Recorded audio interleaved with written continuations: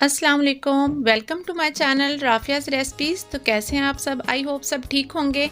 तो आज हम बना रहे हैं हॉट मिल्क केक, जो कि बहुत ही सॉफ्ट और बहुत ही स्पॉन्जी बना है। ये देखें कितना सॉफ्ट है और देखने में बहुत ही अच्छा लग रहा है और खाने में तो मज़े का है ही। और हम इसको बिना बिटर बिना अंडे के बनाने जा रहे हैं, तो ये बहुत ही अच्छा बनता है। आप भी ज़रूर ट्राई कीजिएगा। तो देखते हैं कि ये कैसे बनता है और हमें इसके लिए किन चीज़ों की ज़रूरत है।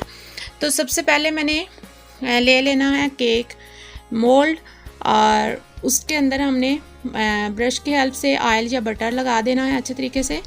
इस तरह इसको ग्रीस कर लेंगे साइडों से भी और नीचे तमाम साइड से हमने लगा लेना है। इसको ग्रीस करना ज़रूरी होता है ताकि जब केक बेक हो तो हमारा केक इसके अंदर चिपके नहीं।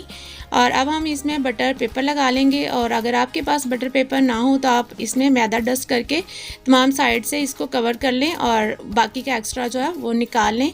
तब भी आपका केक जो है ना वो परफेक्ट बेक हो जाएगा और चिपकेगा नहीं। इस तरीके से अब इसको एक साइड पे कर लेंगे।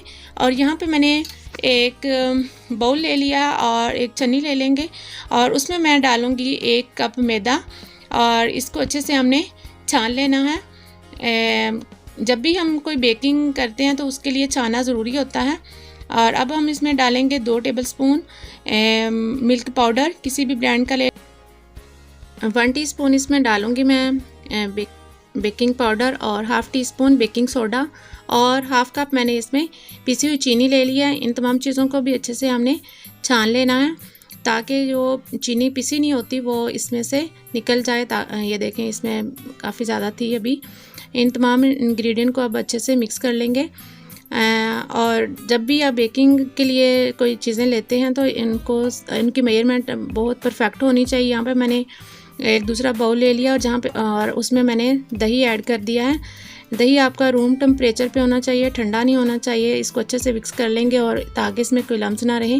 और हाफ़ कप मैंने इसमें ले लिया है देसी घी। आप इसमें अनसॉल्टेड बटर भी यूज़ कर सकते हैं अगर आप घी नहीं यूज़ करना चाहते। इसको भी अच्छे से मिक्स कर लेंगे। और ये बटर हमारा रेडी हो गया, इसको साइड पे करेंगे। और ये जो हमारा ड्राई इंग्रेडिएंट थे जो अभी मिक्स करके रखे हैं, और यहाँ पे मैंने कुछ नट्स ले लिए हैं जिनमें काजू, बादाम और पिस्ता है। इसमें मैं 1 टीस्पून ये ड्राई इंग्रेडिएंट डाल दूँगी और इनको अच्छे से मिक्स कर दूँगी। इसका मकसद ये है कि जब हम ये डालेंगे इसमें केक में तो ये अच्छे से डिस्ट्रीब्यूट हो जाएंगे, नीचे केक में चिपकेंगे नहीं। और यहाँ पे मैंने वो बैटर जो है वो इस ड्राई इंग्रेडिएंट में ऐड कर देना है, और इसको विस्क की मदद से अच्छे से मिक्स कर देना है। और आप यहाँ पे मैंने हॉट मिल्क ले लिया है, काफ़ी गर्म दूध है, 1 कप के करीब मैंने लिया है। आप इसको अच्छे से मिक्स करें और इसको डालते जाएं, जितनी आपको इसकी ज़रूरत हो उतना डाल लें, क्योंकि हमने इस बैटर को बहुत ज़्यादा ना ही थिक बनाया ना है और ना ही फ्लोई, कि बस दरमियानी सी कंसिस्टेंसी का हो जाए इस तरीके से। और अब हमने इसमें डालना है 1 टीस्पून वनीला एसेंस, और स्पैचुला की हेल्प से अब इसको कट एंड फोल्ड के मेथड से 7 से 8 बार कर लेंगे। बहुत इसको ओवर मिक्स नहीं करना। ये हमारा दूध तकरीबन हाफ़ कप यूज़ हुआ है। तो अब हम इसमें डाल देंगे ड्राई इंग्रेडिएंट, और इनको भी इन नट्स को भी अच्छे से इसमें मिक्स कर लेंगे।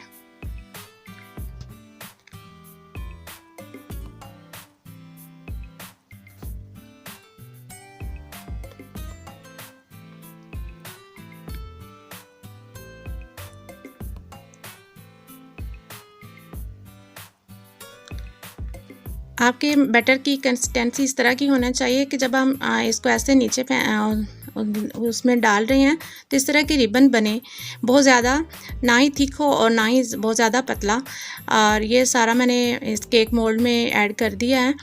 और अब हमने इसको 2 से 3 बार टैप कर देना है ताकि इसमें जो भी एयर या बबल्स हैं वो ख़त्म हो जाएं और केक हमारा स्मूथली बन जाए। और इसके ऊपर मैं थोड़े से और ड्राई फ्रूट ऐड कर दूँगी, जिसमें पिस्ता और बादाम है।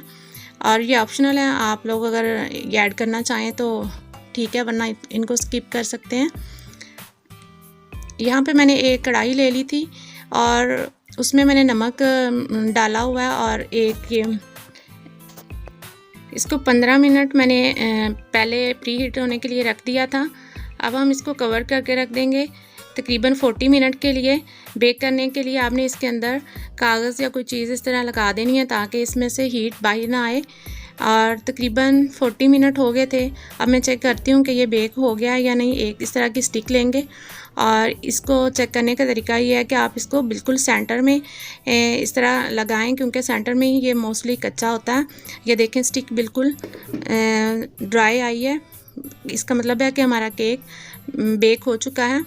اب اس کو 20 منٹ کے لیے ٹھنڈا ہونے دیں گے۔ فوراً اگر آپ اس کو کٹ کریں گے تو آپ کا کیک ٹوٹ جائے گا۔ اس طرح ڈی مولڈ اس کو کر لیں گے۔ یہ دیکھیں کتنا پرفیکٹ کیک بن کے تیار ہو چکا ہے۔ اور اب اس کے اوپر سے ہم یہ بٹر پیپر ہٹا لیں گے اس طریقے سے۔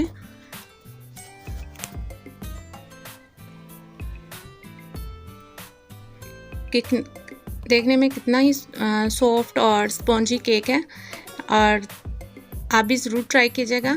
اگر آپ کو میری یہ ریسپی اچھی لگی ہو تو لائک اور شیئر کر دیجیے گا، اور میرے چینل کو سبسکرائب کرنا مت بھولیں، اور بیل آئیکن کو ضرور پریس کر دیا کریں تاکہ کوئی بھی میری ویڈیو آپ سے اسکپ نہ ہو۔